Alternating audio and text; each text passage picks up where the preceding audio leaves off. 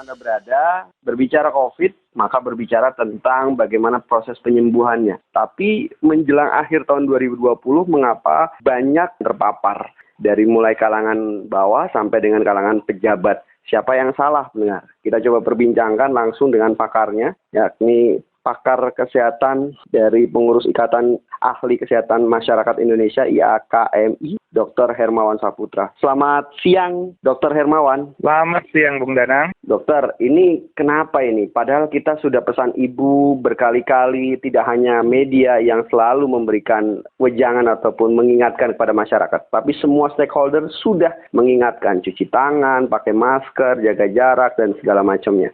Tapi pertanyaannya kok jelang akhir tahun malah meningkat ya yang terpapar COVID. Salah siapa, Dok? Sekarang sebelum mencari siapa yang salah, saya jelaskan dulu ya bahwa COVID ini bulan Desember ini bulan ke-10 ada di Indonesia. Ya.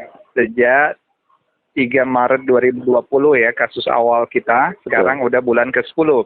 Nah, bulan ke-10 ini memang psikologi publik adalah psikologi kejenuhan. Sebagian orang juga bosan dengan suasana. Jadi selalu ada acara keramaian yang dulu agak sulit menyelenggarakan pernikahan, hajatan, arisan. Sekarang banyak yang melakukannya.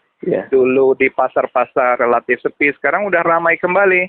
Dulu jalanan masih lengang, sekarang udah pada macet di mana-mana. Nah, jadi keramaian semua ini menjadi kombinasi. Pertama, sikap kita sebagai individu dan masyarakat, seharusnya belakangan ini kita sudah sering dan paham bahwa menggunakan masker, menjaga jarak, mencuci tangan itu adalah protokol yang wajib kita tegakkan, yang wajib kita lakukan. Tapi ada aja karena tadi jenuh, orang-orang yang tidak sabar malah tidak disiplin. Nah, di saat itulah kadang transmisi ini bisa terjadi. Itu satu. Yang kedua, dari aspek pemerintah kita ini testing, tracing, treatment itu juga masih terbatas kapasitas kita. Nah, walaupun sekarang kasus ini ditemukan lebih dari 570.000 kasus positif, tetapi sesungguhnya ini hanyalah fenomena gunung es. Boleh jadi di lapangan itu kasus lebih besar dari yang dilaporkan, karena kapasitas testing lah dan tracing lah yang menentukan. Dengan demikian juga treatment atau perawatan penanganan itu akan berpengaruh. Semakin cepat kasus ditemukan, semakin besar penanganan, semakin cepat pemulihan, maka terminimalisirlah kematian. Nah, tetapi kan angka kematian di kita juga masih tinggi, berarti juga perawatan kita banyak yang tidak optimal. Mungkin karena terlambat deteksi, terlambat penanganan, dan lain-lain. Nah, maka itu ini pun harus terus ditingkatkan, testing, tracing, dan treatment tugas pemerintah, bagian dari penguatan layanan, tetapi tugas kita sebagai individu dan masyarakat juga tetap disiplin. Maka kesadaran kita untuk menggunakan 3M, bahkan saya menambahkan satu lagi menjadi 4N. Apa tuh, Dok? Di samping tadi menggunakan masker, menjaga jarak, dan terbiasa mencuci tangan, menghindari kerumunan. Nah, ini penting. Jadi kerumunan ini tidak sama dengan keramaian. Ramai belum tentu kerumun, tapi kerumun udah pasti ramai. Nah, yang paling berisiko ini kerumunan ya. Nah, maka kita menghimbau agar juga kita menghindari kerumunan, apalagi di saat seperti ini di mana-mana bisa terjadi kerumunan.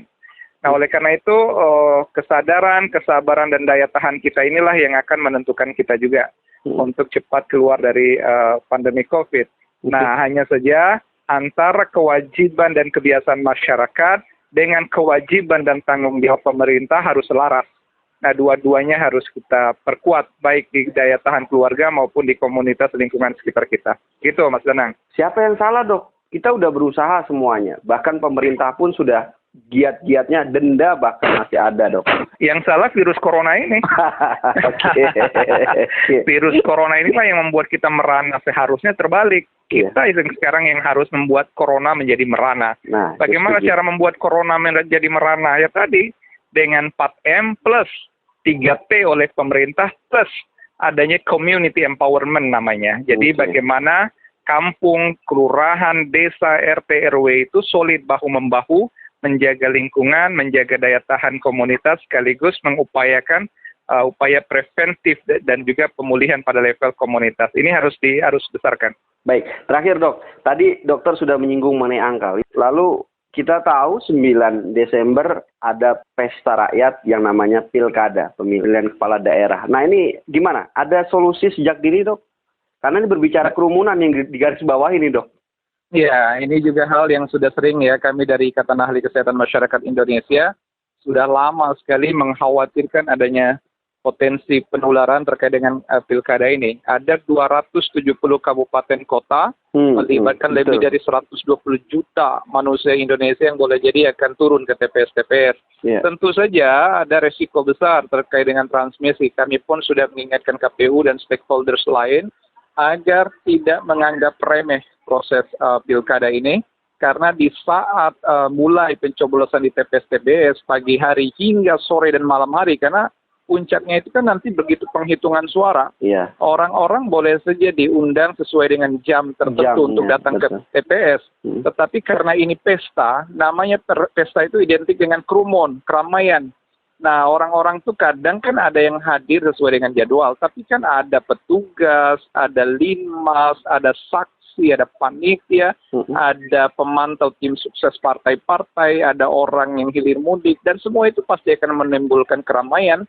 Maka memang sulit. Belum lagi begini, ini kan tidak membedakan pilkada ini. Bayangkan aja orang-orang dengan lanjut usia, orang-orang dengan penyakit penyerta atau komorbid, orang-orang dengan mungkin sedang hamil dan menyusui, bahkan orang-orang cacat. Padahal ini kelompok yang sangat berisiko dan rentan terhadap COVID ini, yang kalau mereka terpapar, maka kita tidak bayangkan, kita tidak berharap meningkatnya angka kesakitan dan kematian. Tetapi pengalaman kita dari angka-angka tadi yang disebutkan, memang keramaian apapun bentuknya itu akan membawa resiko terhadap transmisi COVID ini. Nah ini kita sudah mengingatkan. Intinya nanti Bawaslu, KPU, aparatur kepolisian, dan juga penyelenggara pemilu harus mampu memastikan tidak ada kerumunan, tidak ada keramaian atau pesta yang berlebihan, karena kita beda suasana pesta demokrasi normal dengan suasana pandemi COVID ini. Semua mudah-mudahan menjadi lebih bijaksana. Amin. Gitu, Bang Denang. Amin. Setelah pilkada kita boleh ngobrol lebih lanjut ya, Dok? Boleh dong. Baik. Terima kasih Dr. Hermawan Saputra. Semoga COVID-nya segera berlalu, karena siapa yang salah? Ya yang salah COVID, kenapa hadir di Indonesia gitu ya. Baik. Betul Selamat sekali. siang. Selamat siang. Selamat siang, Bang Denang.